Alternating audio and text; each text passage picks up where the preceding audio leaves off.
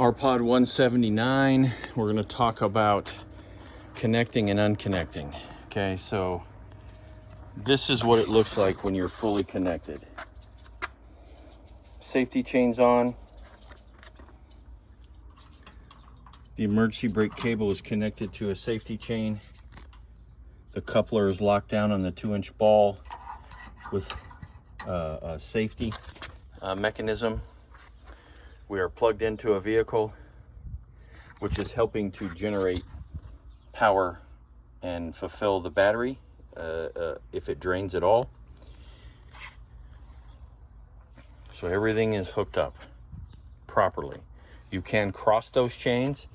It is appropriate to cross the chain, meaning the right chain goes to the left side hook and the left side goes to the right, and that is correct.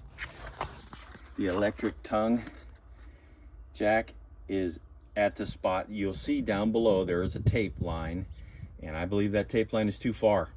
So I have painted red. Do not come up or bring it up higher than that red spray paint. Otherwise, you're going to trip the breaker inside of this jack and or break it.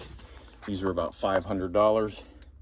Here is your hole for your crank, and you will have a crank supplied so you can manually crank this down if you have to.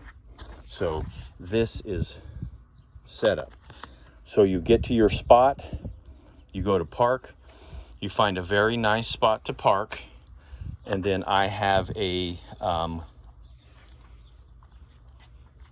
device that you will put underneath of where the jack goes, and or some lumber to help stabilize it. Depends on the height of your vehicle. If your vehicle is very low and squatty and it's this half-ton or an SUV, you might be squatting too low to use my gadget that I have to help you set the jack on. If that's the case, then I have some lumber, and that just helps you have a very level spot to put the jack on. You'll jack it up, you'll unhook your chains, pull your pin, undo your coupler.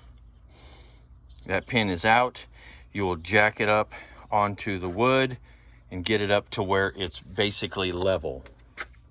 Okay, basically anywhere floating in here, and inside the trailer is another level that you can set right here on the jack, anywhere up here, to see that you're level. You just want to get it pretty close to level because A, it helps to not have the trailer move around, and then B, there is a resistor inside of the refrigerator that will kick it off if you're not level. So once the chains are unhooked, the pin is out of the coupler is pulled up, the jack is down, we jack it up to the point where we are off the ball of the towing vehicle. Okay, the towing vehicle can be moved out of the way. We're going to level the front end. Once we level the front end, we're going to take our hand cranks and we're going to go all the way around the trailer, putting our stabilization jacks down. There are 4 of them, 1 on each corner. Start out just by getting them snug to the ground once the trailer's in the level position. This really just helps you walk around and allows you to be able to put the extension out, slide the slide out. Okay, you can turn them until to level the trailer, but I would prefer you not. If you're very unlevel side to side, I would prefer that you try to find a better parking spot. Try to get it as level as possible. Okay. You can use these stabilization jacks on this small of a trailer to help you level the trailer side to side, but it does put a lot of torque on the trailer. After the stabilization jacks are down and the trailer's somewhat solid, you'll know because you'll walk in there and it doesn't move around. Please be sure and chalk the front on one side of the tire and the back on another side of the tire to make sure you don't roll.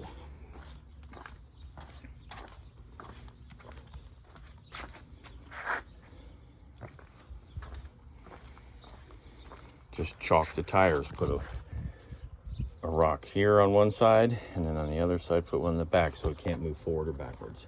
And then you can take your extension out, which it is now.